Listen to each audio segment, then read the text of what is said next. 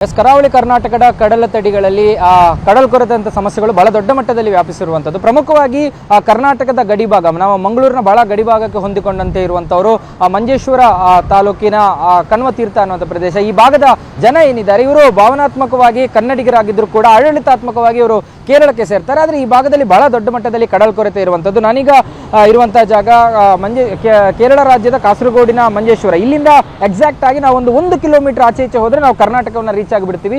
ಇಂಥ ಒಂದು ಜಾಗದಲ್ಲಿ ಇದ್ದೀವಿ. ಸಮುದ್ರದ ಕೊರತೆ ಇಲ್ಲಿ ಯಾವ ರೀತಿಯಾಗಿದೆ ಅನ್ನುವಂಥದ್ದನ್ನು ನೀವು ದೃಶ್ಯಗಳಲ್ಲಿ ಗಮನಿಸಬಹುದು. ಅಂದರೆ ಉದ್ದಕ್ಕೂ ಕೂಡ ತೆಂಗಿನ ಮರ ಆಗಿರ್ಬೋದು ಮತ್ತು ಬೇರೆ ಬೇರೆ ಮರಗಳಿರುವಂಥದ್ದು, ಅದೆಲ್ಲವನ್ನು ಕೂಡ ಬಹುತೇಕವಾಗಿ ಈ ಒಂದು ಭಾಗದಲ್ಲಿ ಸಮುದ್ರದ ಕೊರೆತ ತೀರಾ ಹೆಚ್ಚಿರುವಂಥ ಕಾರಣದಿಂದ ಅದೆಲ್ಲವೂ ಕೂಡ ಒಂದು ಹಂತಕ್ಕೆ ಡ್ಯಾಮೇಜ್ ಆಗಿದೆ. ಇಲ್ಲಿ ನೋಡಬಹುದು ಸಾಕಷ್ಟು ತೆಂಗಿನ ಮರಗಳು ಈಗಾಗಲೇ ಸಮುದ್ರದ ಪಾಲಾಗಿದೆ. ಅದನ್ನು ಉಳಿಸುವಂಥ ಪ್ರಯತ್ನಗಳು ಯಾವುದು ಕೂಡ ಸಾಧ್ಯ ಆಗೋದಿಲ್ಲ, ಯಾಕಂದ್ರೆ ಸಮುದ್ರ ಅಷ್ಟು ರಫ್ ಆಗಿರುತ್ತೆ. ಅದರ ಜೊತೆಗೆ ಇಲ್ಲಿ ಒಂದು ಗೇಟ್ ಇತ್ತು. ಅಂದ್ರೆ ನಮಗೆ ಸಿಕ್ಕ ಮಾಹಿತಿ ಪ್ರಕಾರ ಇಲ್ಲಿ ಒಂದು ಮನೆ ಇದೆ. ಆ ಮನೆಗೆ ಸಂಬಂಧಪಟ್ಟಂತದ್ದು ಒಂದು ಗೇಟ್ ಇತ್ತು. ಆ ಗೇಟ್ ನಿನ್ನೆಯವರೆಗೂ ಕೂಡ ಇತ್ತು. ಆದರೆ ಈಗ ಅದು ಸಮುದ್ರದ ಪಾಲಾಗಿದೆ. ಇನ್ನೂ ಕೂಡ ಅದರ ಕಲ್ಲುಗಳನ್ನು ಎಳೆದುಕೊಂಡು ಹೋಗುವಂಥದ್ದು ಮತ್ತು ಸಮುದ್ರ ಮತ್ತಷ್ಟು ರಫ್ ಆಗುವಂಥ ಸಿಚುವೇಶನ್ ಅನ್ನು ಗಮನಿಸಬಹುದು. ಅದರ ಜೊತೆಗೆ ಒಂದು ಡಾಮರು ರಸ್ತೆ, ಅಂದ್ರೆ ನಾವು ಕಣ್ವತೀರ್ಥದ ಆ ಎಂಟ್ರಿ ಪಾಯಿಂಟ್ಗೆ ಆ ಭಾಗದಿಂದ ಇಲ್ಲಿಗೆ ಏನು ಬರ್ತೀವಿ, ಈ ಜಾಗಕ್ಕೆ ಬರುವಂಥ ಪ್ರದೇಶದಲ್ಲಿ ಒಂದು ಡಾಮರು ರಸ್ತೆ ಇರುವಂಥದ್ದು. ಆ ಡಾಮರು ರಸ್ತೆಯನ್ನು ಕೂಡ ಆ ಮರಳು ಮತ್ತು ಮಣ್ಣಿನ ಮಿಶ್ರಣದ ಜೊತೆ ಆ ಸಮುದ್ರ ಎಳ್ಕೊಂಡು ಹೋಗಿದೆ. ಕಂಪ್ಲೀಟ್ ಆಗಿ ಆ ಒಂದು ರಸ್ತೆ ಕಟ್ಟಾಗಿದೆ. ಅದರ ಜೊತೆಗೆ ಇಲ್ಲಿ ಸುತ್ತಮುತ್ತ ಮನೆಗಳು ಕೂಡ ಇದೆ. ಯಾಕಂದ್ರೆ ಇಲ್ಲಿನ ಮನೆಗಳು ಕೂಡ ಬಹಳ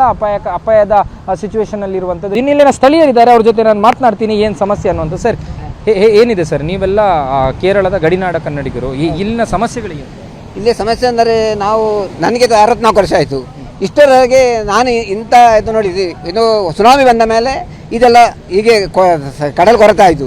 ಮೊದಲು ಇದರ ಹೀಗೆ ಉಂಟು. ಇಲ್ಲಿ ಇದರ 80 ಮೀಟರ್ ದೂರ ಇತ್ತು. ಇಲ್ಲಿ ರಂಪಣಿ ಆಗಿ ಎಳೆಯುತ್ತಿದ್ದರು, ಅಷ್ಟು ಸ್ಥಳ ಇತ್ತು. ಅಂದರೆ ಈಗ ನೋಡುವಾಗ ಅದು ಆಗ ಸರ್ಕಾರ ಸ್ಥಳ, ಈಗ ಅದು ಹೋಗಿ ಒಳಗೆ ಬಂದಿದೆ. ಅಂದರೆ ನಾನು ಇಷ್ಟುವರೆಗೆ ನನಗೆ 64 ವರ್ಷ ನಾನು ಕಂಡಿಲ್ಲ ಇಷ್ಟು. ಇಲ್ಲಿ ನೋಡಿದಾಗ ಅಲ್ಲಿ ಒಂದು ಗೇಟ್ ಇತ್ತು, ಆ ಗೇಟ್ ಕೂಡ ಹಾನಿಯಾಗಿ ಹೋದಂತೆ, ಡಾಮರ್ ರಸ್ತೆ ಕೂಡ ತುಂಡರಿಸಬಹುದಂತೆ ಕಾಣ್ತಾ ಇದೆ. ಹೌದು, ಇದು ಈಗ 2-3 ದಿವಸದಿಂದ ಆಗಿತ್ತು. ಇದು ಆಗಿ ಒಂದು 3 ವರ್ಷದಿಂದ ಈಗ ಜಾಸ್ತಿ ಕಾಣ್ತದೆ. ಇಲ್ಲಿ ಏನು ಇದರ ಎಫೆಕ್ಟ್ ಎಂದರೆ ನಮಗೆ ಮಂಜೇಶ್ವರದಲ್ಲಿ ಅಲ್ವೇ ಆಗಿ ಅಲ್ಲಿ ಆರ್ಬರ್ ಮಾಡಿದರು, ಅದರ ಎಫೆಕ್ಟ್. ಮತ್ತು ಇಲ್ಲಿ ಇಲ್ಲಿ ತಲಪ್ಪಾಡಿ ಬಟ್ಟವಾಡಿಯಲ್ಲಿ ಕಲ್ಲು ಹಾಕಿದ್ದಾರೆ. ಅದರ ನಂತರ ಈ ಎಫೆಕ್ಟ್ ನಮಗೆ ಬರಲಿಕ್ಕೆ ಕಾರಣ. ನಿಮ್ಮ ಸಮಸ್ಯೆಗಳನ್ನು ನೀವು ಯಾರ ಹತ್ರ ಹೇಳ್ಕೋಬೇಕು, ಯಾರು ಕೇಳಿ? ನಮಗೆ ಕೇರಳ ಸರ್ಕಾರ ನಮಗೆ ಪ್ರಯೋಜನವಿಲ್ಲ. ಯಾರೋ ಇದ್ರೆ ಇಲ್ಲಿ ಯಾವ ಮೆಂಬರ್ ಆಗಲಿ, ಯಾವ ಪಂಚಾಯತ್ ಮೆಂಬರ್ ಆಗಲಿ, MLA ಆಗಲಿ ಇಲ್ಲಿ ತಿರುಗಿ ನೋಡಿದವರಿಲ್ಲ.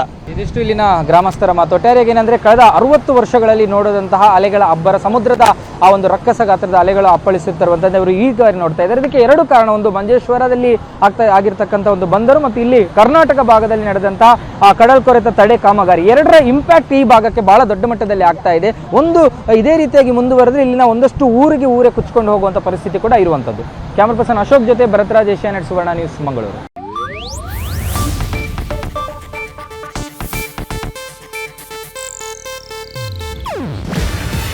ಇದು ಏಷ್ಯಾನೆಟ್ ನ್ಯೂಸ್ ನೆಟ್ವರ್ಕ್ ಪ್ರಸ್ತುತಿ. ನೀವು ನೋಡ್ತಿದ್ದೀರಾ ಏಷ್ಯಾನೆಟ್ ಸುವರ್ಣ ನ್ಯೂಸ್.